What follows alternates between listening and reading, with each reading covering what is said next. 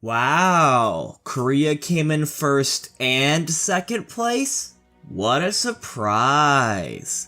While Talon taking out LG Ihuya was a pretty massive upset, and it's nice to see the Pacific region earning a spot in the gauntlet, other than that, the Pacific Showdown played out pretty much exactly as planned.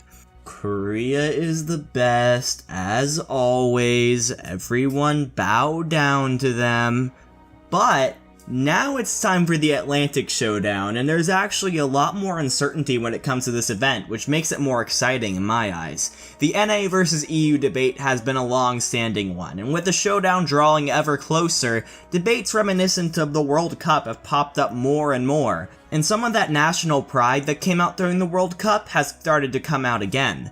And of course, we can't forget about the South American representative who just scream upset potential, but that's about all I know about any teams not in North America, so just like last time, I've gotten a few friends to help me out. Hey guys, I'm Legday, caster for Contenders Europe and Contenders South Korea, and I'm going to be telling you about the teams from Europe that you're going to be seeing at Atlantic Showdown. Hello everyone, my name is Tonello and I am a Brazilian caster for Contenders South America since its beginning pretty much, and I've also been casting Overwatch since its beta phase in 2016. And with introductions behind us, let's get into it. Victory! Coming in at the number 1 seed, having won our grand finals at Angry Titans, the long-awaited champions of Europe. They've taken a couple of tries to get there. They've got to playoffs every single season since the inauguration of the 2018 Contenders season, but they've always fallen just a little bit short, but this was their moment. They managed to do it, this time triumphing against British Hurricane. And they've had a fairly stable roster throughout that. They've only changed 2 members, with Ellie Vogt going over to Envy and Luddy going over to Gladiators Legion, being replaced with Fat and Emil. And they seem to have synergized with the team fairly well, especially backing up the main tank Lolsish, who's a linchpin of power for this team, and you're definitely going to see a lot of focus around him when it comes to their compositions. But also, when you look at Emil, he's a pretty flexible boy. He used to play DPS on a team called Vivi's Adventure a couple of years ago, and that skill definitely hasn't faded. When it comes to star players for Angry Titans, you're going to want to keep your eye on Spectral, formerly known as Onigod. The man has been competing in international competitions for about as long as Overwatch has been around, and this is definitely going to be where he attempts to make his big break and get noticed by some Overwatch League scouts. So he's going to be bringing out the big performances. He's mostly a hit scan player, but he can also play on a couple of projectiles, such as for Genshin, of course, as they usually have been in this meta, a pretty mean Zarya too. Victory! Coming off of a runner-up finish in 2018 Season 3, Atlanta Academy appeared to be in a pretty good place. They had a really solid roster of veteran players and proven teammates, and looked to be set up to be a high-performing team in Contenders for a long time. But this season, Atlanta started off rough, going 2-2 in their first 4 games, losing to Envy and Meta Sky Foxes, as well as dropping maps to teams like FaZe 2, who FaZe 2 is like the team that always is in the bottom of Contenders, but does good in trials, so they're in every Contender season anyways. But why is this? Well, with Atlanta Reign picking up Dogman from the team so close to the start of the season, the Academy was in a tough spot, having no true flex support player on the roster. DPS player Saucy flexed onto this position for the start of the season, but they obviously struggled to meet their former heights. So now, Atlanta has put into motion an entire backline rebuild. Their flex support player, Bird, has been a rising star as of late, and has done good work filling in the hole that Dogman left. Their new Lucio player is Funny Astro, the former British Hurricane player who has returned from his streaming hiatus and is now on the side of North America. Atlanta Academy would go on to finish 5-2, get revenge on Meta Sky Foxes in the playoffs, and defeat Gladiators Legion for the 3rd North American slot. Of course, you can't forget about the rest of this team either. Gator has consistently been one of the better main tanks and Contenders. Hawks Diva has had some of the biggest pop-off moments in recent memory. Saucy Zarya is solid, Sugarfuse Brig is great. And we can't forget about Perfect, their newest hitscan player that they can just bring out at any time. He's a true wild card. Atlanta isn't coming into this showdown as the favorites, far from it. However, now that the team has even more time to gel with their new backline, Atlanta Academy is the perfect dark horse candidate. Victory!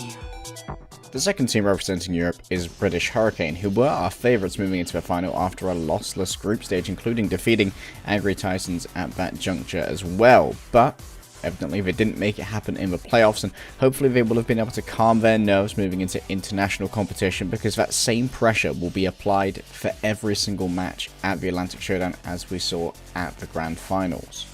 There's definitely a boon for British Hurricane in the maturing of the meta on this particular patch, because it does include Doomfist buffs, and Daned, one of their DPS players, is quite well renowned for his Doomfist plays, basically the best in Europe right now, and potentially after what we saw in Contender's career from Sparkle, it could be picked up. And you also have examples from Contender's China like Midgia, who've been able to make Doomfist work, and I know that Daned's going to be chomping at the bit to try and make that work in his own international showcase against teams from North and South America. When it comes to players to consistently watch for, I've got to point you towards the main tank Numlock. He's got a big brain on him, big brain Barton's what we unofficially call him around the Overwatch Contenders Europe sphere. Of course, he did come back from LA Valiant to join the British Hurricane, and he's definitely been a huge boon to them. His tanking prowess is one of the best in all of Europe, and it's likely going to be one of the best at the Atlantic Showdown as well. Victory! Team Envy came away as the winners of the North American West Division, and for very good reason. After having a few months to make sure that the team was able to play around each other from last season, they had probably the most star-powered team in the entire region, with Trill slapping other Rhines around at around 300 ping, Sharp and Jaru putting together an extremely talented DPS line, and you can't forget Fire and Crimzo, who have been together as a support line for almost a year now, and can be an overlooked part of the team sometimes, but are still one of the best support lines in the region. Of course, with McGravy getting the call up to Overwatch League, the team needed a strong diva to replace him, and they found it in Eli Vote.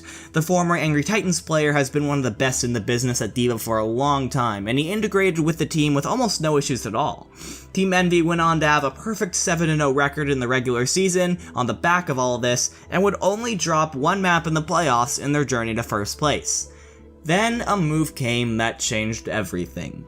Trill got the call up to Overwatch League from the Fuel, and while he absolutely deserves it, and I can't wait to see what he does in the next stage of his career, Envy were suddenly without their main tank.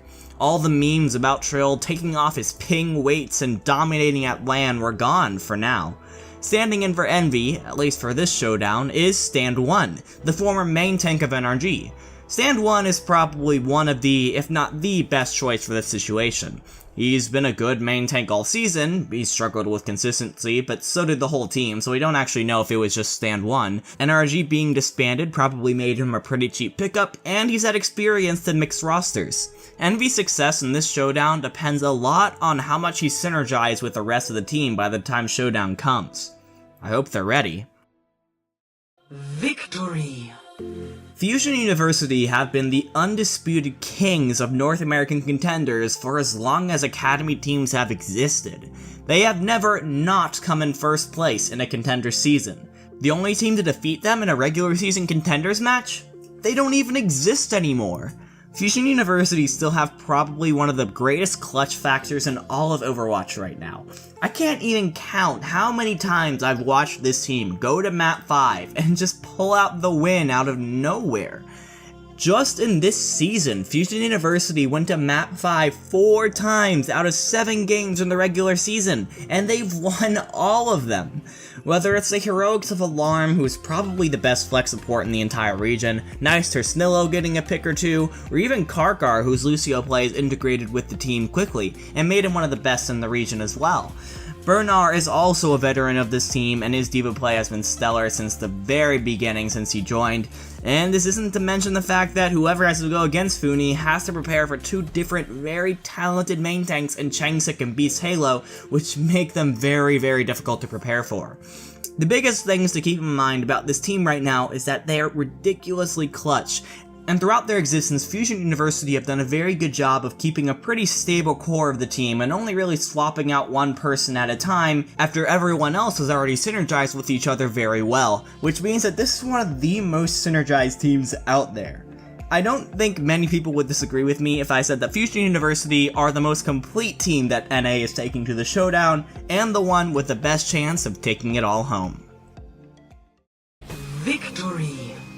So the only representative we have for the South American region at the Atlantic Showdown is Lowkey Esports, and we do feel that we are very well represented by them for a bunch of reasons. First of all, they are a fusion between base tryhards, or XPGH, Brazil Gaming House, a very dominating team in our region, and looking for Team Overwatch League, who actually won the Contender South America Season 3.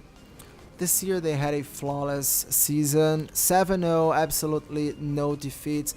And even though they started a bit rusty, I believe just getting the team to work together once again with the new players, they quickly adapted and picked up the winning pace again, and obviously started smashing their enemies. And finally, after an amazing series, a 4-3 series against Fury Australia, Lowkey earned its spot at the Atlantic Showdown. So they've shown us a lot of strategies, a lot of individual skill, a lot of individual plays as well, and we are very confident that they can bring us some good results. Although we know that it's gonna be highly difficult for them to win the whole thing due to structural differences and all, but we are very confident and we truly believe that they can win a lot of games and maybe some series, and most importantly, secure our spot at the gauntlet. This is our goal. This is the South American goal right now. Once again, thank you to everyone who helped me out with this video. I'm going to give them a bit to plug whatever they want, and I really hope you guys follow them. So go ahead. Alright guys, that's it for the Europe preview. I've been Legday. Make sure to follow me at Legday Gaming on Twitch, Twitter, or YouTube, and I hope that you guys enjoy the Atlantic Showdown. We are always counting on your cheering for us. The South American region, no, it is an upset, but we also know that this upset can be real, that we have chances of beating some teams out there. So everyone's support is amazingly welcome. And if you want to know more about the South American region, or even talk a bit more about competitive Overwatch, you can always follow me and find me on Twitter at Tonello TV, double L. I often tweet in English, and it's gonna be a pleasure to have you all there so we can talk a little bit more about this amazing game. Thank you for having me, and I hope you enjoy Lowkey's participation at the Atlantic Showdown. Wait, I get the plug now? Cool. Well, as always, if you enjoyed this video and want to see more, make sure to leave a like and subscribe to the channel. I make competitive Overwatch content once a week, and I would be so happy if you watched it. Also, I'll just shout out that I also have a Twitter. It's just like my channel name, at Dividing by Zero. Twitch that I stream on sometimes, it's Dividing_by0, because the one with 2 underscores was taken. And I also have a Discord server for Overwatch League discussion and other stuff, so if you're interested in that, make sure to join. The link is in the description. Until next time, though, that's all for me. Don't get tilted.